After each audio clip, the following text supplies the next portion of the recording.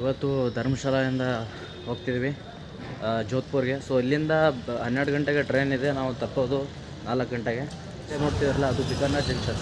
So ಈ ಬಿಕಾನೇರ್ ಜಂಕ್ಷನಿಂದ ನಾವು ಜೋಧ್ಪುರ್ ಜಂಕ್ಷನ್ಗೆ ಹೋಗೋದು. ಬಿಕಾನೇರಿಂದ ಟ್ರೈನು ಬಿಟ್ಟಿದೆ, ಇವಾಗ ಹೋಗ್ತಿದೆ ನೋಡಿ ಟ್ರೈನ್. ಇಲ್ಲಿಂದ 11:30ಗೆ ಈ ಟ್ರೈನ್ ಬಿಟ್ಟಿದ್ದು, ನಾವು ತಪ್ಪೋದು 4 ಗಂಟೆಗೆ. ಸೊ ರಾಜಸ್ಥಾನದಿಂದ ನೀವು ಒಂದು ಟ್ರೈನಿಂದ ಇನ್ನೊಂದು ಟ್ರೈನಿಗೆ ಹೋಗ್ಬೇಕಾದ್ರೆ ಎಲ್ಲಿ ನೋಡಿದ್ರೆ ಅಲ್ಲಿ ಹೊರಗೋಗಿ ಅನಿಸುತ್ತೆ. ಯಾವ ಥರ ಅಂದರೆ ನೋಡಿ, ಇಲ್ಲಿ ಕಾಣ್ತಾ ಇರೋದು ಎಲ್ಲ ಮರುಭೂಮಿ ನೋಡಿ ಹೆಂಗೆ ಕಾಣ್ತಿದೆ. ಅಂದರೆ ಇಲ್ಲಿ ವರ್ಷಕ್ಕೆ ಒಂದೇ ಸಾರಿ ಮಳೆ ಆಗೋದು.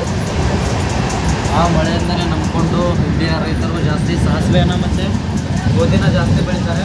ಸೊ ಹರಿಯಾಣ ಮತ್ತು ರಾಜಸ್ಥಾನ ಯಾವ ಬಾರ್ಡರ್ ಇರೋದಿಲ್ಲ, ಅಲ್ಲಿ ಜಾಸ್ತಿ ಗೋಧಿನ ಬೆಳೀತಾರೆ ಮತ್ತು ಸಾಸಿವೆನ ಬೆಳೀತಾರೆ. ಇಲ್ಲಿಯ ಇವೆರಡು ಪ್ರಮುಖ ಬೆಳೆಗಳನ್ನು ಬಿಟ್ಟರೆ ಮತ್ತು ಇಲ್ಲಿ ಜಾಸ್ತಿ ಯಾವುದೇ ಶಾಪಿಂಗ್ ಯೂಸ್ ಮಾಡಲ್ಲ.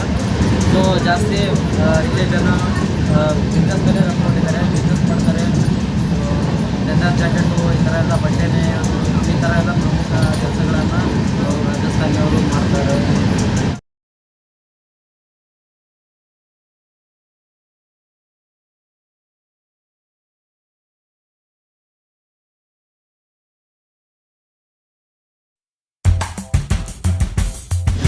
ರಾಜಸ್ಥಾನದಲ್ಲಿ ಸುತ್ತಮುತ್ತಲೂ ನೋಡ್ಬೋದು ನಾವು, ಎಲ್ಲ ಕಡೆ ಈ ಥರ ಹಳೆ ಕೀಲಗಳಿದ್ದಾವೆ. ಅಂದರೆ ಮನೆಗಳು ನೋಡಿ ಎಷ್ಟು ಹಳೆಯದಾಗಿದೆ. ಇದು ಜೋಧ್ಪುರ್ನ ರಾಜ ಕಟ್ಟಿಸಿದಂಥ ಒಂದು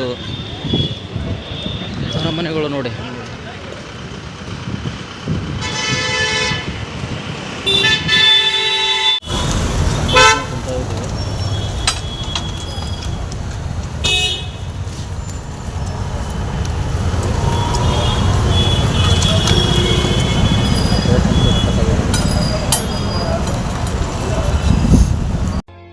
ಆವತ್ತು ಇವರ ಮುಖದಲ್ಲಿ ಒಂದು ತೇಜಸ್ಸನ್ನು ನೋಡಿದೆ. ಏನನ್ನು ಸಾಧಿಸಿರೋ ಸಂತೋಷ ಇವರ ಮುಖದಲ್ಲಿ ತೇಲಾಡ್ತಾ ಇರೋದನ್ನ ಗಮನಿಸಿದೆ. ಜೋಧ್ಪುರ್ನ ಒಂದು ಸಿಟಿಗೆ ಹೋಗ್ತಾ ಇದ್ದೀವಿ. ಸೊ ಇಲ್ಲಿ ಮೆಟ್ಲು ಮತ್ತು ಈ ದಾರಿ ನೋಡಿದ್ರೆ ತುಂಬ ಯಾವುದೋ ಬೇರೆ ದೇಶಕ್ಕೆ ಬಂದ ಥರ ಅನಿಸ್ತಿದೆ ನೋಡಿ.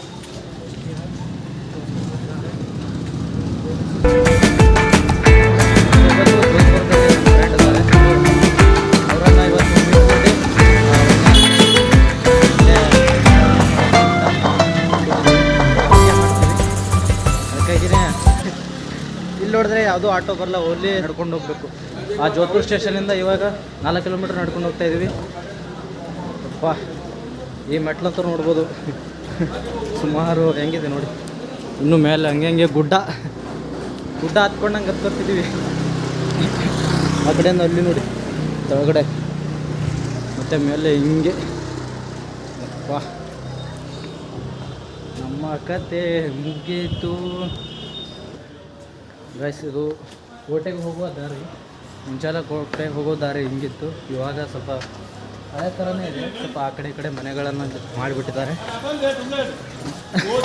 ನಂಗೆ ಹೆಂಗೆ ಅನ್ನಿಸ್ತಿದೆ ಅಂದರೆ ಒಳ್ಳೆ ಟ್ರಕ್ ಮಾಡ್ತಿದ್ದೀವಿ ಅನ್ನಿಸ್ತಿದೆ, ಯಾವುದೋ ಬೆಟ್ಟ ಕತ್ತಿದ್ದೀವಿ ಅನ್ನಿಸ್ತಿದೆ. ನೋಡಿದ್ರೆ ಇದು ಒಂದು ರಸ್ತೆ ಇದೆ, ರಸ್ತೆ ಮೂಲಕ ಹೋಗ್ತಿದ್ದೀವಿ. ಅದು ನೋಡ್ತಿರಲ್ಲ, ಕೋಟೆ ಒಳಗಡೆ ಬರುವಂಥ ಒಂದು ದ್ವಾರ ಬಾಗಿಲು ನೋಡಿ. ತುಂಬ ಹಳೆಯದ ದ್ವಾರ ಬಾಗಿಲು. ಮತ್ತು ಆ ಕಡೆ ಕೋಟೆ ನೋಡ್ಬೋದು. ಈ ಕಡೆ ಕಂಪ್ಲೀಟಾಗಿ ಎಲ್ಲ ಮನೆಗಳು ಕೂಡ ತುಂಬ ಹಳೆಯದಾಗಿದೆ. ಯಾವುದೂ ಮತ್ತೆ ರಿಪ್ಲೇಸ್ಮೆಂಟ್ ಮಾಡಿ ಬಿಲ್ಡ್ ಮಾಡಿಲ್ಲ, ಹಂಗೆ ಇದೆ ಎಲ್ಲ. ನಮಸ್ಕಾರ ಎಲ್ಲರಿಗೂ ಸುಸ್ವಾಗತ.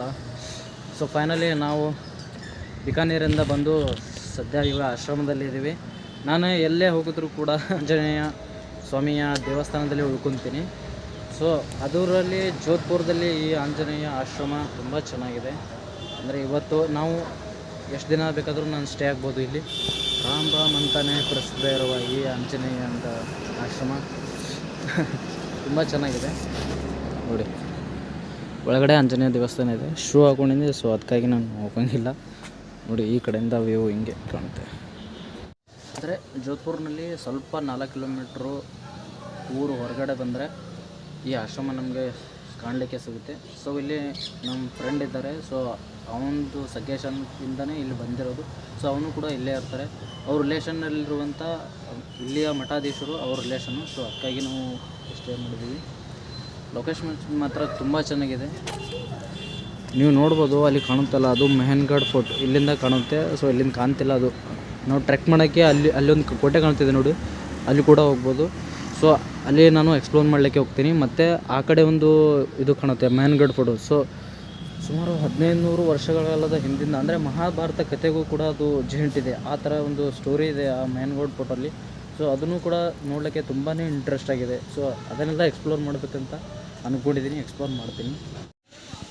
ಸೊ ಅಲ್ಲಿ ಕಾಣೋದು ಮ್ಯಾನ್ಗಢ್ ಫೋರ್ಟ್ ನೋಡ್ತಿದ್ದಾರಲ್ಲ, ಅಲ್ಲಿ ಕಾಣೋದು ಅದು ಮ್ಯಾನ್ಗಢ್ ಫೋರ್ಟ್. ಮತ್ತು ಈ ಕಡೆ ಫುಲ್ ನೋಡಿದ್ರೆ ದೊಡ್ಡ ವಾಲ ಇದೆ, ದೊಡ್ಡ ಕೋಟೆ, ಮತ್ತು ಗೋಡೆಗಳು ಅಂತೂ ಫುಲ್ ಅದರ ಫುಲ್ ಸುತ್ತನೇ ಇದೆ. ಸೊ ದೊಡ್ಡ ಗೋಡೆ ಮಧ್ಯೆ ಇರುವ ಈ ಜುನಾಗಢ್ ಫೋರ್ಟ್ ನೋಡಿ. ಸೊ ನಾವು ಸ್ಟೇ ಆಗಿರುವಂಥ ರೂಮು ಇದೆ ನೋಡಿ ಹೆಂಗಿದೆ.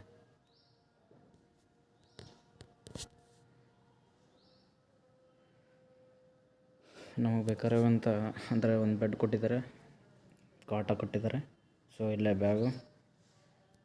ಸೊ ಇವತ್ತು ನೈಟು ಇಲ್ಲೇ ಅಷ್ಟೇ ಆಗಿ ಮತ್ತೆ ನಾಳೆ ಎಕ್ಸ್ಪ್ಲೋರ್ ಮಾಡೋಕ್ಕೆ ಹೋಗೋದು.